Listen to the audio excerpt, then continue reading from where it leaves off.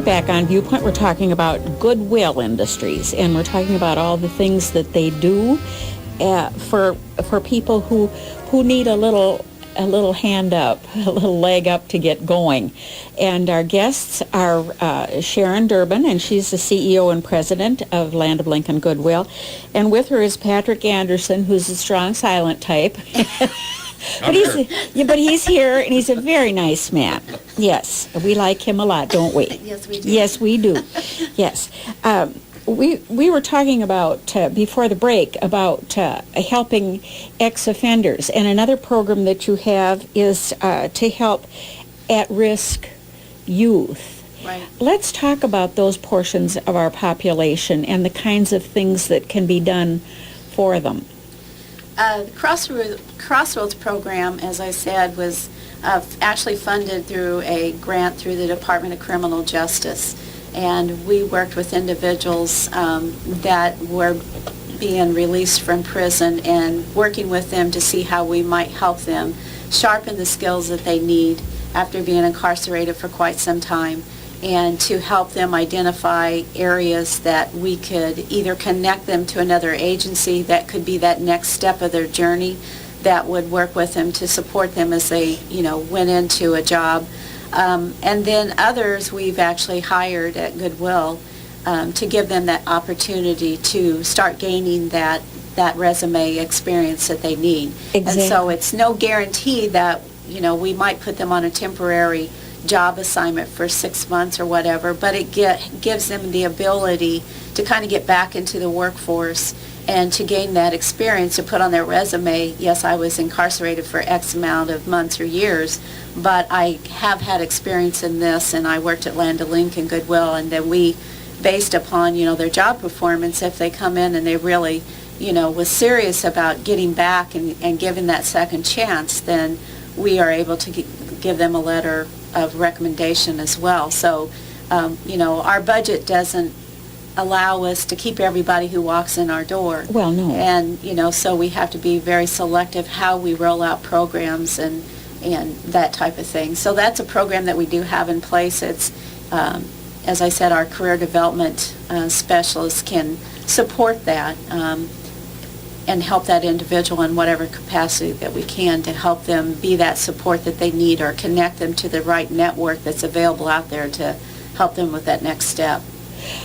I've never been able to tackle the business of you can't get a job until you've had experience. Right. But you can't get experience until you've had a job. Correct. And I just can't come to terms with that. Can you? No, it doesn't. No, I know. It doesn't make sense. A college student gets out of college and is, well-versed, at least textbook-wise, of a profession they want to go into, and then they go and apply for it, and then they're often turned away because we are looking for somebody with experience. Right. Whereas the employer is losing a great opportunity if, yes, maybe they don't have the experience, but what better way to mold or train somebody into what you need for your organization. A lot less salary sometimes because they are right out of college, but for some reason, employers doesn't always look at that side of the coin to look at the... Let's just devote a minute here to Good Guides, which is a program for at-risk youth. And nobody gets any younger. Today is as young as we're going to be. Right. And the same with these kids. And if you can start younger, you have a better chance of saving people. Let's just talk about what Good Guides involves. Good Guides is again, grant-funded program that is being funded currently by the Department of Criminal Justice. And this is a second, now going into the third year of a second grant that we were able to receive to start up this program. And it is working with kids that are at risk from 12 through 17. And it's amazing to be an outsider looking in at the way that this program is changing young lives. The two program managers and mentors that we have at the top of this program I think that what makes them so successful, because they used to be right in the same shoes as these individuals that they are mentoring now. So if these kids go, well, you don't know my life, and they'll say, oh, yes, I do. And one of our mentors was a very successful college or high school, going into college, was going to go into basketball, loved basketball, and he got hurt and he couldn't play basketball anymore. So that was driving his scholarship at that time. So he said, he went through some pretty rough attitudes, and he said if it hadn't been for a mentor in his life at that time, he said, I'd hate to say where I'd be at today. This young man is working on his third master's degree today. Holy Friday. Yeah. And so he and his cohort in they're just amazing young men, and their whole passion that they have for that, and how it's impacted their lives is what they're putting into the value of these children's lives. And we have kids that had no intentions of ever graduating high school, let alone going to college, and now they're graduating high school, and sometimes they are the first generation that has not only graduated high school, but now are actually enrolled in college. So the time and the money that has spent through this grant is probably the most valuable resource that we have at our fingertips right now to change young lives. And I'm just so proud that we're being so blessed to have this program to touch kids' lives. Oh, and rightly so.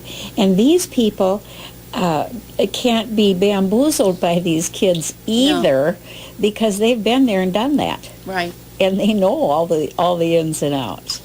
And that's great. That is just wonderful. Well, we keep dancing around this finance business. You've made reference several times to grants.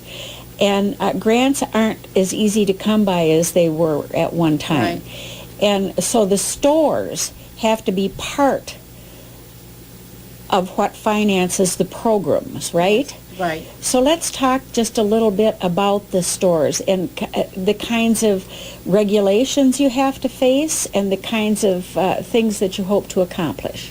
Our stores are 85% of our funding that funds everything we do. Salaries, benefits, the overhead on our buildings, the cost of everything that we do in our business. The other 15% that we're supported by is through state grants and or other grant funding. And as you said, those grants aren't as easy to come by right now.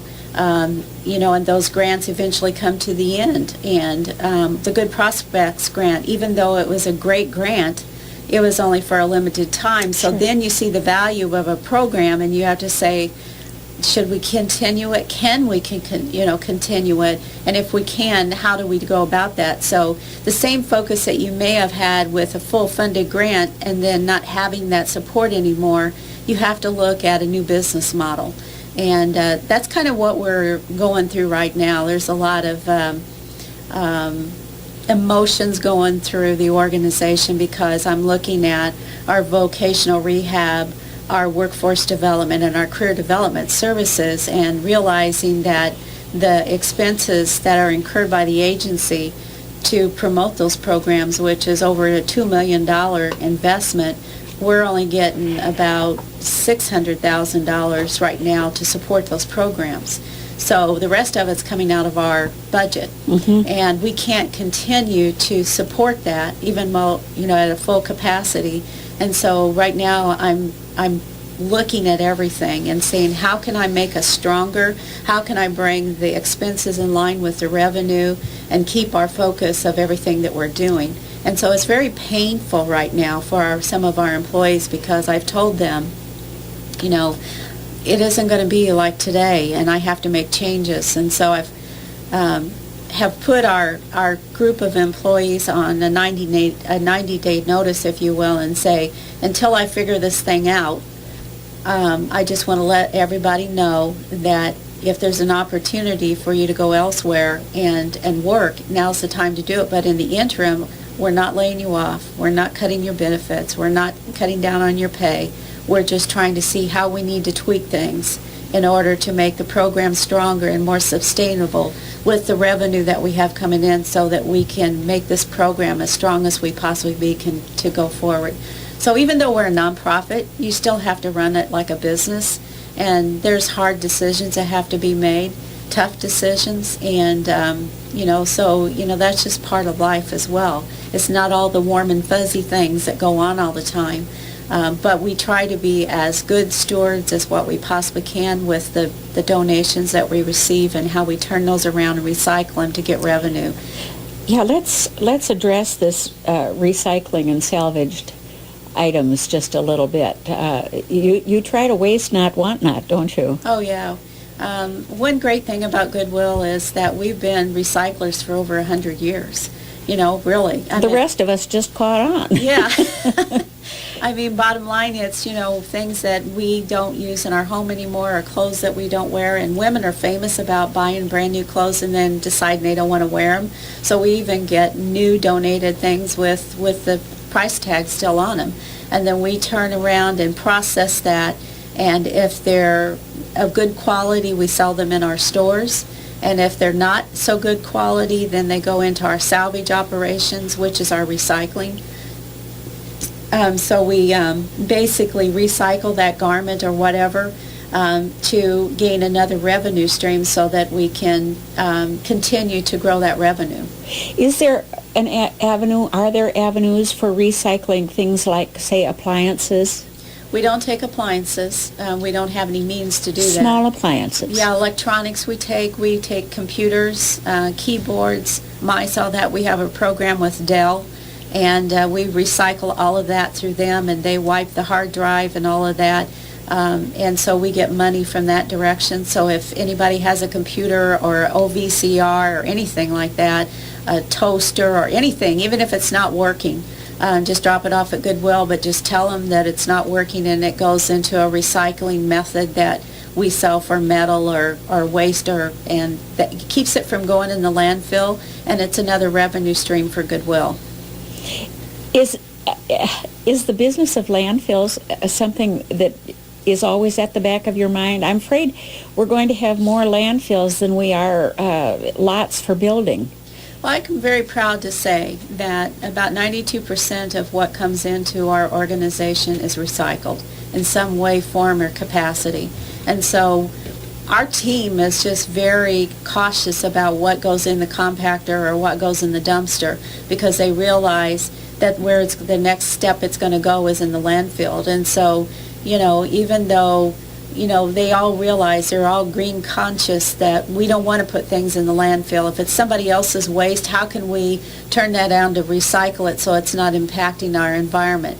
And so, that takes a conscious team effort to do that. I can't sit in my office and say, don't throw that away. They have to learn that, oh yeah, maybe it's not a use of the customer anymore. Maybe we can't sell it in the retail store because of whatever reason, but we have this method that we can recycle it so that it's not going in the landfill.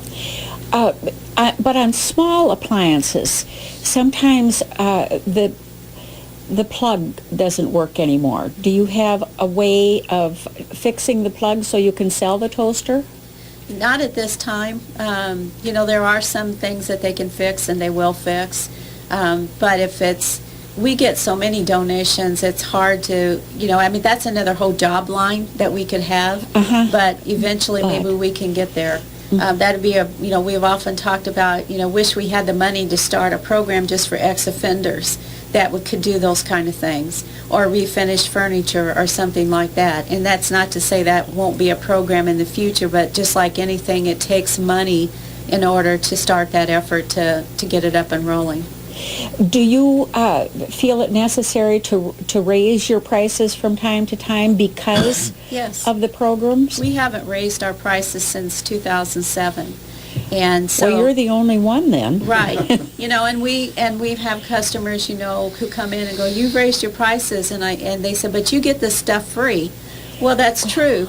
But we have utilities to pay and benefits to pay, and just like anybody else, we don't control the gas prices, we don't control food prices, we don't control utility prices, but we're just like anyone else. We have to pay those bills.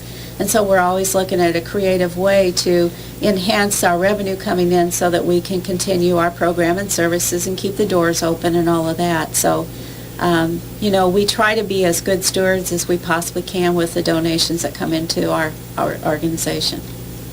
Well, I'd say you do a pretty darn good job. We try. It sounds like you're making real inroads for people who need a hand up.